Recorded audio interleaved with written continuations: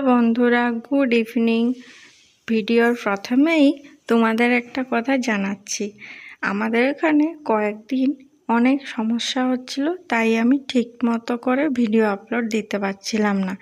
তার জন্য তোমাদের সবার কাছে আমি ক্ষমা চাই নিচ্ছি। আমি মোনালিসা, আমার একটি নতুন ভিডিওতে তোমাদের সবাইকে স্বাগত জানাচ্ছি। তো দেখো, এটা হচ্ছে কালী পুজোর আগের দিন। তো আমরা সন্ধ্যাবেলা বেরিয়েছিলাম। বাজারে প্রচুর ভিড় ছিল, মানে পা ফেলার মতো জায়গাই ছিল না। আর রেয়ান্স যথারীতি বাজারে এলে যেমনটা করে, একটা বেলুন নেবে, খেলনা নেবে, তো তেমন বেলুন নিচ্ছে, খেলনা নিচ্ছে। তো সেগুলো নেওয়া হয়ে গেলে আমরা যাব দোকানের দিকে, কিন্তু রাস্তাতে এত ভিড়, কোথায় যাব সেটাই ভাবছি। তো দেখে দেখে একটা পাশের দোকানে এসে আমরা দাঁড়ালাম। আর এখানে রেয়াংস বায়না করলো যে ওর জন্য একটা চশমা নেবে। দেখো, এই যে চোখে যে পড়েছে সেই হোয়াইট কালারের চশমাটা ও নিয়েছে। কয়েকদিন আগে ওর চোখ খারাপ হয়েছিল, তার জন্য ওই রাত্রেবেলা করে, এখন তো বেরোবে কালী পুজো, ওকে তো কেউ আটকে রাখতে পারবে না, মানে এত কান্না করবে, বায়না করবে, ওকে নিয়ে যেতেই হবে। তার জন্য এটা কিনে দেওয়া হলো, যাতে চোখে একটু ধুলোবালিটা ডাইরেক্ট না লাগে চশমাটা চোখে থাকলে। তো এটা কোনো পাওয়ারের চশমা না, এমনি চশমা। তো এই দেখো, আমরা চলে এসেছি দোকানে। মোমবাতি নেব, তারপর প্রদীপ নেব, অনেক কিছু নেব। তো এই দোকানটা একটু ভিড়ও ছিল, কিন্তু বেশ ভালো জিনিসপত্র ছিল, সাজানো গোছানো চারিদিকটা। আর সেখানে আমি সব দাম জিজ্ঞেস করছিলাম কোনটা কি। আর এখানে আমরা ফানুসও নিলাম। এই যে সামনে দেখতে পাচ্ছ, এই যে প্রদীপ জ্বালা, ওর মধ্যে একটা মাটির, এটা কিন্তু আমি নিইনি ওটা। কেন বলো তো? এখন তো তোমরা জানো যে আমাদের ঠাকুর ঘরে উপরে 2তলায় 3তলায় কাজ চলছে, তো এখন শুধু শুধু নিয়ে এসে লাভ নেই, তাই কিছু নিয়ে আসিনি। এমনি সিম্পল কটা প্রদীপ নিয়ে এসেছিলাম, আর মোমবাতি নিয়ে এসেছিলাম, কালারিং মোমবাতি। এগুলো আমি এমনি দেখছিলাম, নিইনি কিছু। সামনে বছর নেব, কারণ কি বলতো, ঠাকুর ঘর যেহেতু কাজ হচ্ছে, তো কোথায় এনে দেবো। আর রেয়ান্স তো এমনিতে দুষ্টু, আগুনে হাত দিয়ে দিলে সমস্যা। আজকের এই দোকানটি প্রচণ্ড ভিড় হয়েছিল, এত ভিড় আর বলার নেই। তো তার মধ্যেই আমি নিলাম কটা জিনিস, যেমন হচ্ছে এমনি যে প্রদীপগুলো, মাটির প্রদীপগুলো, মানে আমি অনেক দিন আগে নিজে নিজেই বানাতাম, মানে সামনের বছর তার আগের বছর এগুলো নিজে বানিয়েছিলাম ঘরে আর কি। কিন্তু এবছর এত ঝামালিতে আর বানাইনি, তাই কিনে নিয়ে এসলাম। মাটির প্রদীপ 11টা দিতে হয়, তাই সেগুলো হচ্ছে কিনলাম। আর তারপরে হচ্ছে এই যে স্টারের প্রদীপগুলো দেখতে পাচ্ছ, সেগুলো নিলাম। তারপরে যে মোমবাতির মধ্যে অনেকগুলো কালার থাকে, অনেকগুলো, সেগুলো নিলাম। তারপরে এমনি ওর এবারে তো চোখে প্রবলেম, তাই জন্য আমরা কোনো কি বলবো, আওয়াজ করা কোনো জিনিস নিইনি, যেমন বাজি হয় এগুলো কিছুই নিইনি। শুধু প্লেন সিম্পল জিনিসগুলো, যেগুলো প্রদীপে দিতেই হয় দীপাবলি কালী পুজোতে, তো সেইগুলোই কিনে নিলাম। তো এখানে দেখো, আমি 11টা প্রদীপ বেছে নিচ্ছি দেখে দেখে, কারণ কয়েকটা ফাটা ছিল, তো সেগুলো একটু দেখে নিয়ে নিচ্ছি। তারপরে রেয়ান্স দেখো, আমি বাচ্ছিলাম আর ও নিজের মতো করে জিনিস বেছে নিচ্ছিল ঝুড়িতে করে। হ্যাঁ, ওরও ইচ্ছা করছিল যে এটা নেবো এটা নেবো, কিন্তু এতগুলো জিনিস নিয়ে কি করবো, শুধু শুধু পরের বছর নিয়ে যাব। এখানে আমাদের সব নেওয়া হয়ে গেছে, যেগুলো নেওয়ার কথা ওই দাদা সব প্যাকেটিং করে দিচ্ছে। আর দোকানে এত ভিড় ছিল, এই দেখো রেয়ান্স এই প্রদীপটা দিচ্ছে যে ওটা নেবে। আমি বললাম না, ওটা নেবো না। তো চলো এবারে তোমাদের বাড়ি গিয়ে দেখাবো কি নিয়েছি। এবারে ওর পাপা হচ্ছে দোকানে বিল মিটাচ্ছে, আর রেয়ান্স দুষ্টু করছিল, তো প্রদীপ মাটির জিনিস আছে, ভেঙে যাবে, তাই আমি একটু বাইরে ওকে নিয়ে চলে এসেছিলাম। আর ও বলছিল মোমো খাবো, মোমো খাবো, মোমোর দোকানে যাব। তো এখানে ওর পাপা বললো ঠিক আছে, ওকে নিয়ে যাও মোমোর দোকানে। আর গাড়ি রাখার জায়গা ছিল না, তোমার দাদা রাস্তায় গাড়ি রেখেছিল, তার জন্য গাড়িটা পার্ক করতে গেলো ঠিক জায়গায়, মানে যেখানে পার্কিং জায়গা আছে সেইখানেই পার্কিং করতে গেল। আর আমরা মা ছেলে চলে গেলাম মোমোর দোকানে। আর মোমো তো প্রচুর দোকান আছে, কিন্তু রাস্তায় আজকে এত ভিড়, তার জন্য আমরা একটা হোটেলে চলে গেলাম। আমাদের এখানে রেস্টুরেন্ট আছে, তো সেখানে বসে মোমো খাওয়া বলে। এই যে মা ছেলে চলে এসেছি, বসেছি। আর রেয়ান শুধু মেনু কার্ডটা টানাটানি করছিল। মেনু কার্ডে তো নাম লেখা আছে, তার সাথে আবার খাবারের ছবি দেওয়া আছে। তো সেই ছবি দেখে বলছিল আমি এটা খাবো, আমি ওটা খাবো। তা আমি বললাম তুমি কোনটা খাবে ঠিক করে বলো। তখন মানে ও বললো যে আমি মোমো খাবো, কিন্তু মোমোটা এত ঝাল হয়েছিল তো ও কিন্তু খেতেই পারেনি। আর গ্লাসে জল দিয়ে গেছিলো, আর ও শুধু ওই জলটাকে ফেলবে, বাইরে গিয়েও শান্তি নেই। আর এই চশমাটা আমি ওকে চোখে দেখছো চোখটা ফোলা ফোলা আছে, তো চোখে দিতে ওকে বলছি কিন্তু সে পরবে না। তাও অনেক করে যখন বললাম তখন চোখে দিয়ে বসেছিল আর কি। এবারে মোমো খেয়ে আমরা যাব যে কাজের জন্য এসেছিলাম সেই কাজে যাব আর কি। মানে ওর হচ্ছে মেলায় এসেছিল, তো মেলায় যাব। মোমোর জন্য একটু অনেকক্ষণ ওয়েট করতে হলো আমাদের। আমাদের 12 মাসে 13 পর্ব, তো কি আর বলবো, একটা পুজো শেষ হতে না হতে আরেকটা পুজো শেষ। এই দুর্গাপুজো শেষ হয়েছে, তারপরেই কালী পুজো শেষ। আনন্দও লাগে আর সেই রকম কষ্টও হয়, কারণ শরীরে অনেকটা কষ্ট হয়ে যায় একটা পুজো পরে আরেকটা পুজো। যাদের ঘরে অনেক লোকজন আছে তো তারা হয়তো কাজগুলো সবাই একসাথে করে নেয়, হয়তো বোঝা যায় না। কিন্তু যার ঘরে একজন দুজন আছে তাদের অনেকটা চাপ হয়ে যায়। কিন্তু সব কিছু আয়োজন তো একই করতে হয় বলো, কোনোটা তো কম করতে হয় না। হ্যাঁ, পরিমাণে একটু কম বেশি হয়, কিন্তু আয়োজন তো সবই সমান। তো এই দেখো এবারে মোমো চলে এসছে। এই যে দেখো রেয়ান্স খাবে, কিন্তু এবারে মোমোটা এত ঝাল করেছিল আমি আর কি বলবো। আমি আসার সময় ওই দোকানকে বলে এসেছি, মানে যিনি মালিক আর কি, আমি এত ঝাল হলে বাচ্চারা কি করে খাবে।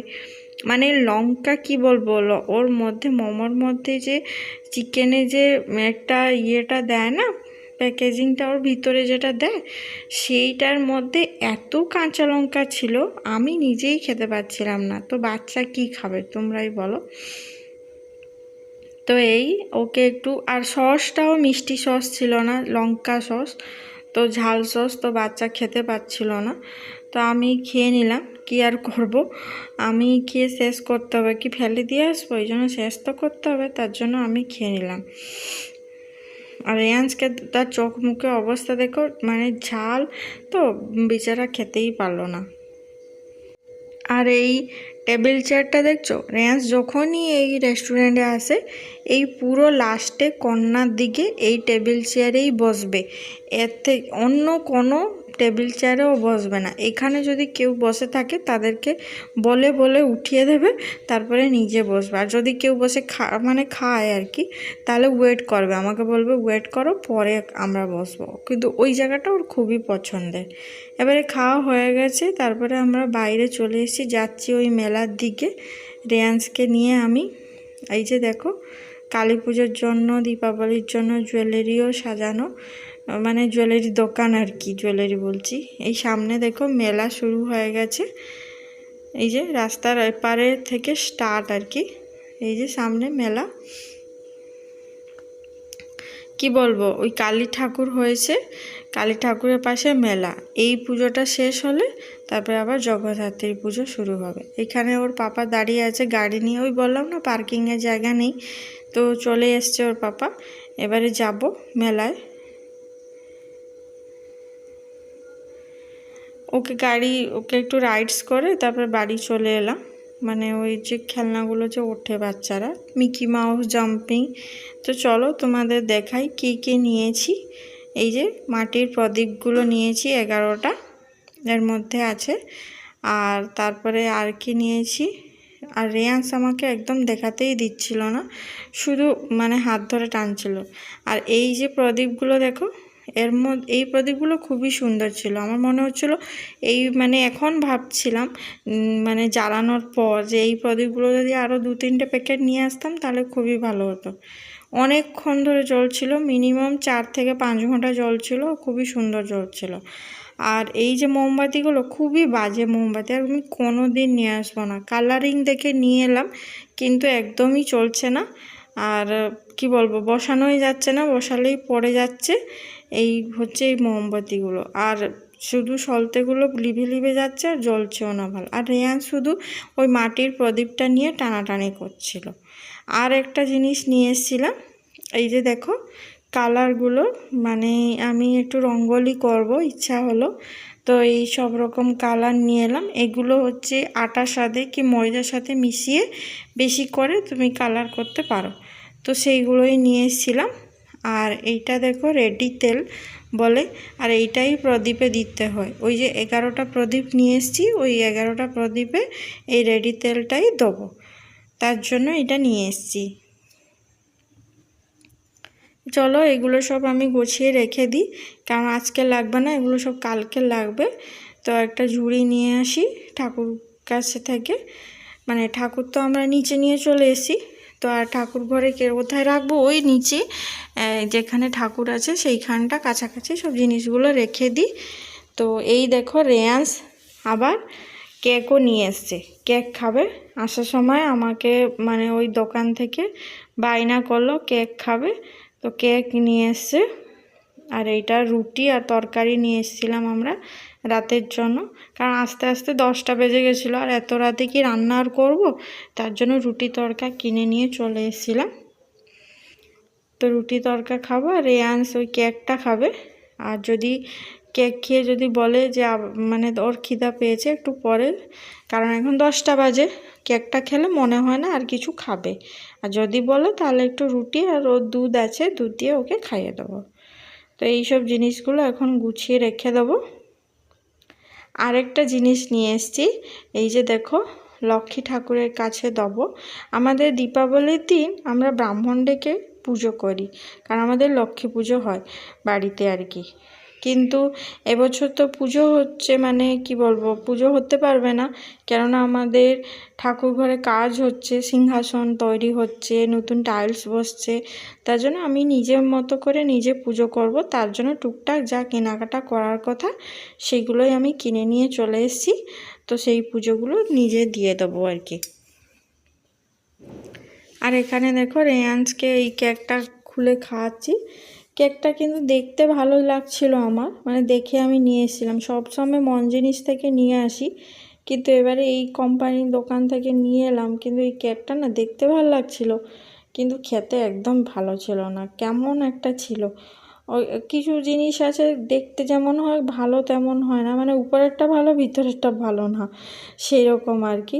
এই কেকটাও তেমন, মানে দেখতে খুবই সুন্দর ছিল, লাগছিল দারুণ, কিন্তু টেস্ট পুরো বিচ্ছিরি ছিল, আমি খেতে পারছিলাম না।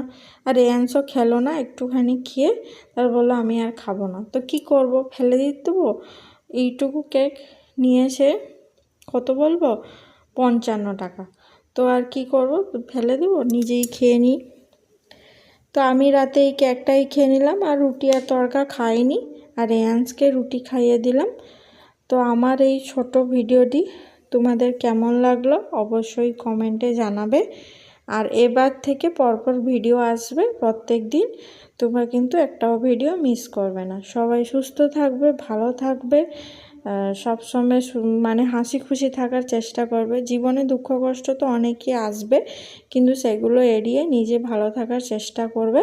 তো আমার এই ভিডিওটি কেমন লাগলো অবশ্যই লাইক করবে, একটা কমেন্ট করবে, আর আমার চ্যানেলটিকে অবশ্যই সাবস্ক্রাইব করে দিও। আজকের মতো তাহলে আসি, সবাইকে tata, bye bye, good night.